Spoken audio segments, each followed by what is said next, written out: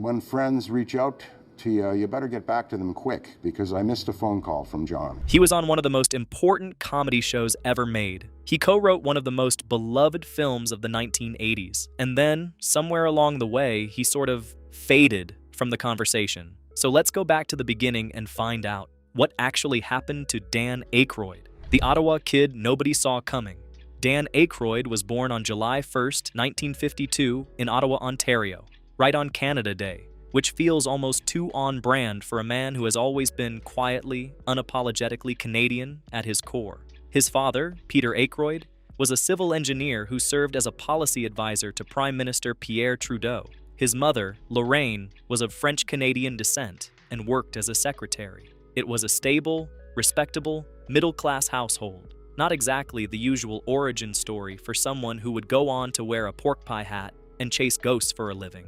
From a young age, Aykroyd was wired differently. He was born with syndactyly, webbed toes on one foot, and one blue eye and one green eye. As a kid, he was diagnosed with Tourette's syndrome at around age 12, which was successfully treated with therapy. He would later come to believe, in the early 1980s, after his wife encouraged him to see a specialist, that he also had Asperger's syndrome. He's spoken openly about how that particular way of seeing the world, the fixations, the pattern-seeking, the deep obsessive interest in specific things, shaped not just who he was, but what he made. Those obsessions were real and lifelong: the paranormal, blues music, law enforcement, UFOs. He grew up attending Mass at St. Pius X and St. Patrick's High Schools in Ottawa, initially intending to become a Catholic priest, and didn't abandon that plan until he was around 17 years old. The family's spiritual preoccupations ran deep.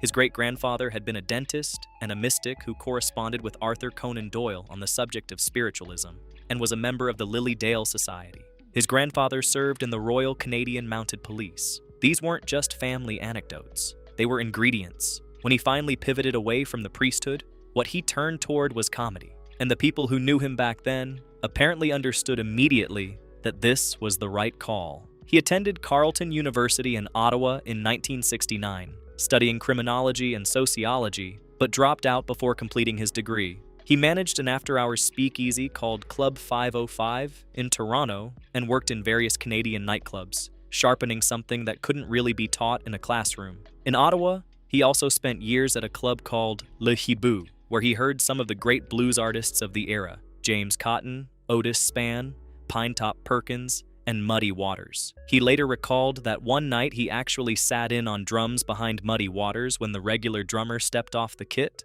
Waters told him to keep the beat going and said he made Muddy feel good. That was not something you forgot. Second City, Belushi, and the show that changed everything. In 1973, Aykroyd joined the Toronto branch of Second City, the Chicago-based improvisational theater company that had already produced some of the sharpest comic talent in North America. It was there that things began to accelerate. He worked alongside future luminaries, including Bill Murray, John Candy, and Gilda Radner. He also worked as a television announcer and continued running nightclubs. There was an industriousness to him from the beginning, a refusal to be idle, a sense that every hour was something to be used. But the most significant meeting of his professional life came when he crossed paths with a young comedian from Chicago named John Belushi. Belushi had been scouting Toronto for a radio project, the National Lampoon Radio Hour, and he found Aykroyd. The two men clicked in a way that went beyond professional chemistry.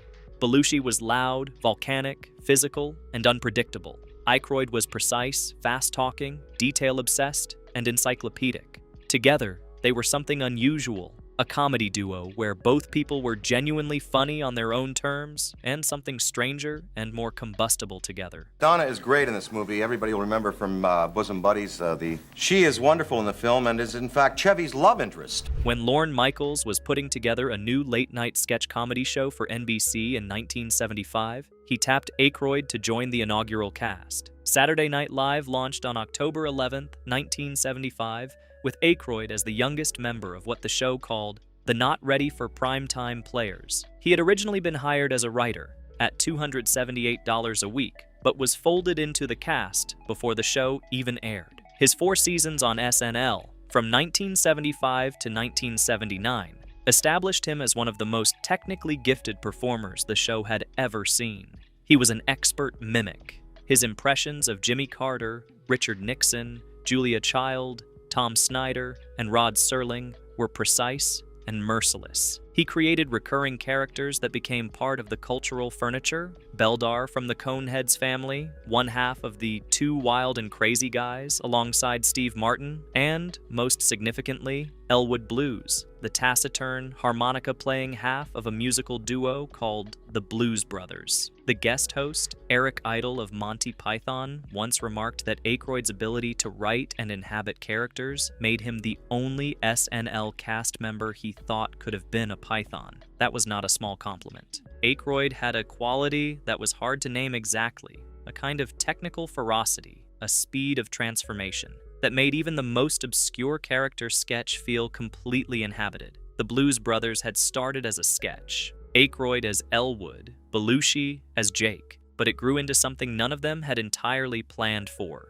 The band performed live shows backed by a genuine roster of professional R&B musicians, including Steve Cropper, Donald Duck Dunn, and Lou Marini. In 1978, they released Briefcase Full of Blues, a live album that sold 3.5 million copies and became one of the best-selling blues albums of all time. By then, Saturday Night Live had made them famous. The music proved they were real. In 1977, Aykroyd won an Emmy Award for Outstanding Writing for a variety series for his work on SNL Rolling Stone, in a 2015 retrospective ranking of all 141 SNL cast members, placed him 5th all-time, behind only John Belushi, Eddie Murphy, Tina Fey, and Mike Myers. They noted that of all the original greats, Aykroyd was the least imitated, because nobody else could quite do what he did. The Blues Brothers, Ghostbusters, and the 1980s. When Aykroyd left SNL after the 1978-79 season, he did not drift. He ran directly toward the biggest things he could find.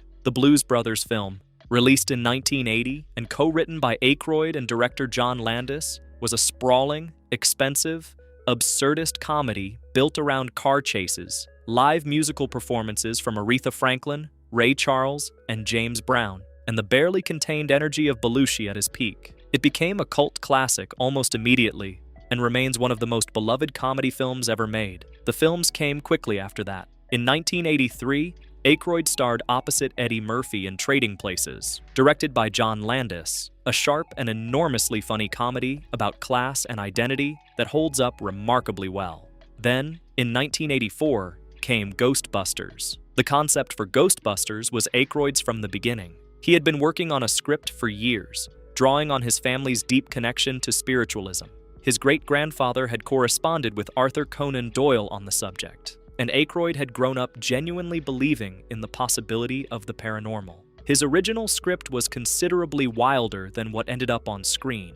It involved time travel, and it was written with Belushi in mind for the role of Peter Venkman. But Belushi died in March 1982, and the script was rewritten with Bill Murray brought in for that part. Harold Ramis came on as co-writer, Ivan Reitman directed, and the result was a film that grossed nearly $300 million worldwide against a budget of around $30 million. Ghostbusters was a phenomenon. It was funny, it was original, it had an iconic theme song, and it arrived at exactly the right cultural moment. Aykroyd played Dr. Raymond Stantz, the true believer, the most enthusiastic one, the guy who was genuinely delighted by all of it. There was something transparent about the performance. Stantz was Aykroyd, or at least the most authentic version of Aykroyd, the kid from Ottawa who had always believed there was more to the world than what you could see. A sequel, Ghostbusters 2, followed in 1989. Aykroyd and his co-creators were reportedly reluctant to make it, but Columbia Pictures pushed hard, and it earned $215 million. Between and around those two peaks, the 1980s were good to him.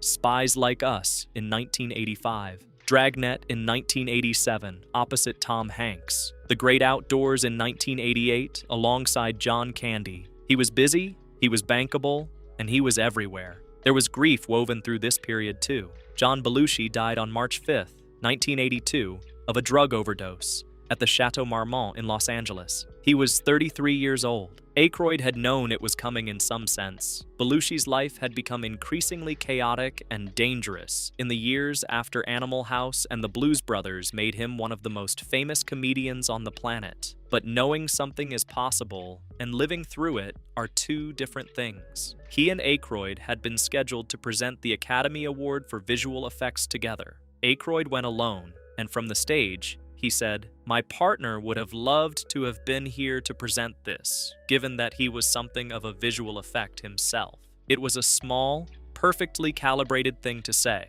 funny and heartbroken at the same time. He was devastated by the loss and remained fiercely protective of Belushi's legacy for decades afterward, vocally boycotting the 1989 biopic Wired, which he and many of Belushi's friends and family felt misrepresented him. Aykroyd had also been briefly engaged to actress Carrie Fisher before his marriage to Donna Dixon. He had proposed to Fisher on the set of The Blues Brothers, where she appeared as a jilted girlfriend of Belushi's character. Their engagement ended when Fisher reconciled with her former boyfriend, musician Paul Simon. On April 29, 1983, Aykroyd married Donna Dixon on a friend's rooftop in Martha's Vineyard. They would go on to have 3 daughters, Danielle, known by her stage name Vera Sola as a singer-songwriter, Belle, and Stella. He was 33, I was 29. We had these hit records, hit movies. We were about to embark on a new venture. The Oscar nomination nobody saw coming. If the 1980s belonged to Aykroyd the comedian, then 1989 produced a moment that reframed what he could do entirely. He was cast as Bully Worthen in Driving Miss Daisy, the adaptation of Alfred Urry's Pulitzer Prize-winning play. The film starred Jessica Tandy as the elderly, stubborn Daisy, and Morgan Freeman as her chauffeur Hoke, and Aykroyd played Bully, the practical, loving son caught between his mother's resistance and his own obligations as a businessman and a son. It was a small role in terms of screen time, but it was nuanced, warm, and completely convincing. Some critics had initially been skeptical of casting him opposite 2 actors of that caliber. They were wrong. The film won 4 Academy Awards, including Best Picture, Best Actress for Tandy, Best Adapted Screenplay, and Best Makeup.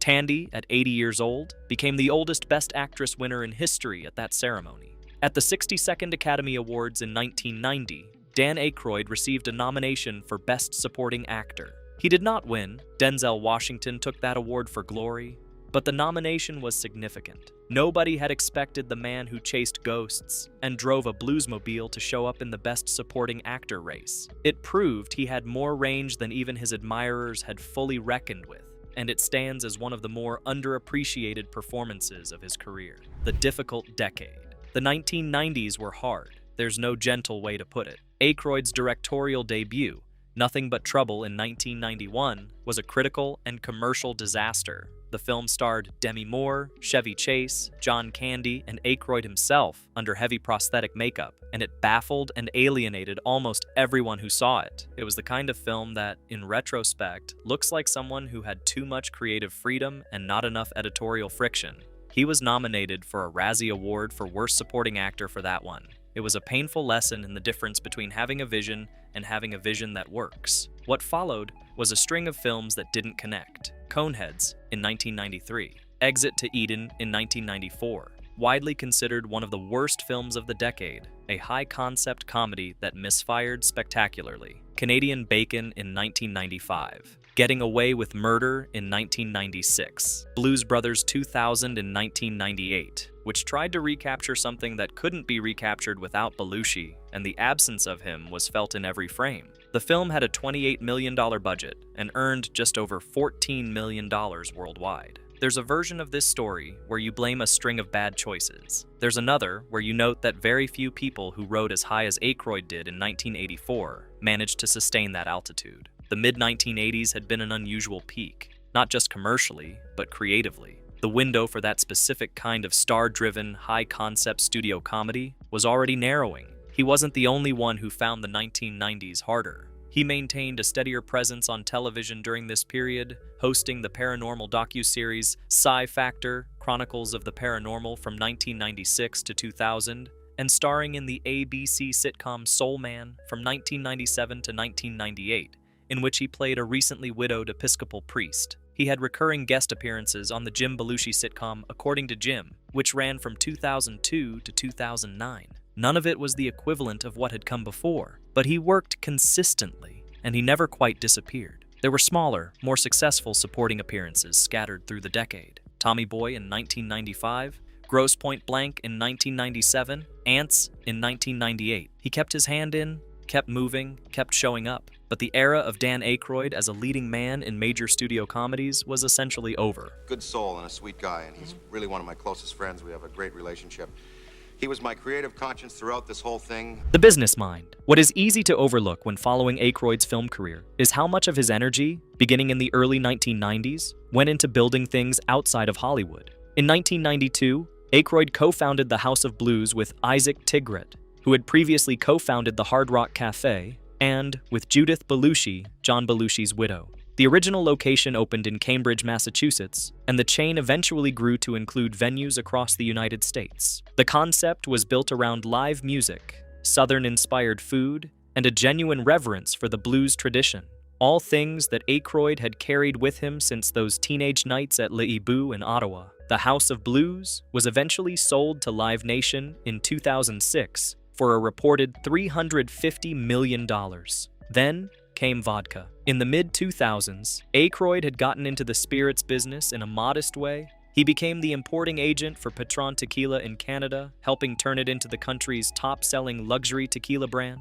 That experience gave him a foothold in the industry. In 2008, he and artist John Alexander launched Crystal Head Vodka, packaged in a skull-shaped glass bottle inspired by the legend of the 13 crystal skulls. It was additive-free, quadruple distilled, and filtered 7 times, with the final 3 filtrations passing through Herkimer diamond crystals. The bottle was striking, the vodka was genuinely good, and Aykroyd threw himself into promoting it the way he threw himself into everything, personally, obsessively, and with complete conviction. By 2013, he was spending more than 90 days a year on the road doing bottle signings and promotional appearances, reportedly doing over 200 signings across multiple countries. Crystal Head became available in 80 countries and has sold millions of bottles. It was the official vodka of the Rolling Stones' 50th anniversary tour in 2013. By any measure, it was a serious business success, built from scratch by a man who simply decided he was going to do it. He also borrowed from his daughter's college funds to help launch the brand. Money that, as the brand found its footing, was paid back in full. As of 2024, Aykroyd's net worth is estimated at approximately $250 million, a figure that owes as much to his entrepreneurial instincts as to his decades in film and television. And I know that the ones I work hard on are better than the ones I have fun on, you know. Coming home. Whatever the commercial turbulence of the intervening years, Ghostbusters remained the thing that audiences most wanted to see him return to. When Ghostbusters Afterlife was released in November 2021, directed by Jason Reitman, the son of original director Ivan Reitman, the film served as a deliberate, emotional bridge between the original films and a new generation of characters. Aykroyd reprised his role as Dr. Ray Stantz, alongside Bill Murray and Ernie Hudson, and the reunion carried genuine weight. Fans who had waited decades for something that felt like the real thing got it. The film earned approximately $204 million worldwide. A sequel, Ghostbusters: Frozen Empire, followed in March 2024. Aykroyd and the surviving original cast appeared in supporting roles once more, with the story centered largely on the new characters. The film grossed just over $202 million worldwide. Respectable, though widely considered a modest underperformance against expectations. In November 2024, Aykroyd stated that he did not expect himself or Murray to return for future installments, saying that the franchise should advance beyond the originals. A further sequel is nonetheless in development, and a new animated Ghostbusters series was greenlit at Netflix in 2024. He has stayed active in other ways. He hosted The Unbelievable with Dan Aykroyd, a paranormal docuseries that ran on the Travel Channel. He hosted the syndicated blues radio program Elwood's Bluesmobile for years, until it ended in 2018. His interest in UFOs and the paranormal, which has been a constant throughout his life, has never dimmed. He serves as an official Hollywood consultant for the Mutual UFO Network, a a position he has held for many years and speaks about with complete earnestness. In 2022, after 39 years of marriage, Aykroyd and Donna Dixon announced a separation, though they stated they would remain legally married, continue co-parenting their 3 daughters, and remain business partners. Aykroyd has spoken about the arrangement with warmth and without bitterness, describing how he still visits Dixon at her home in Los Angeles. He splits his time between Canada, including his estate on Loughborough Lake in Ontario, and homes in Martha's Vineyard and the Virgin Islands. It is, by most accounts, an unusually civil parting between 2 people who built a great deal of their lives together. What happened and what didn't? The question, what happened to Dan Aykroyd, assumes something went wrong. But looking at the full picture, it's harder to make that case. He wrote or co-wrote some of the most commercially successful comedies of the 1980s. He received an Oscar nomination that nobody saw coming. He co-founded a music venue chain that sold for hundreds of millions of dollars. He built a vodka brand from scratch that reached 80 countries. He returned to his most beloved franchise in his 60s and 70s and gave audiences what they had been waiting for. What did change is where he sat in the cultural frame, the kind of superstar leading man comedy career he briefly had in the mid-1980s. The particular combination of Ghostbusters-level success and Trading Places-level wit. That window closed, as it does for most people. The 1990s were patchy. Some of the choices were genuinely bad. Nothing But Trouble stands as a monument to a certain kind of creative overreach. But Aykroyd never became someone who stopped working, stopped creating, or stopped being entirely himself. The paranormal obsessions are still there. The blues are still there. The Canadian roots are still there. He still carries his harmonicas. He still talks about UFOs with the same animated certainty he had in 1975. He still shows up to sign bottles for fans until the last person in line has gone home. The man who once jammed behind muddy waters in an Ottawa club, who stayed up writing Ghostbusters long after the rest of the room had gone home, who drove 200 bottle signings a year across a dozen countries because he believed in what was in the skull. That person never went anywhere. He simply got older in public, which is something most people would prefer not to do, and he did it without losing the thread of who he actually was, which, in Hollywood, is rarer than it sounds. Dan Aykroyd has lived one of those lives that doesn't fit neatly into a single chapter. He made things that people still quote. He built things that still exist. He survived grief and missteps and the kind of career dips that finish some people off entirely. And he came back to a firehouse in New York City in a proton pack and reminded everyone why they loved him in the first place. If you enjoyed this video, give it a like. It goes a long way in helping the channel grow. And if you want more stories about the people who shaped the entertainment we grew up with, hit subscribe. There are a lot more of them where this one came from.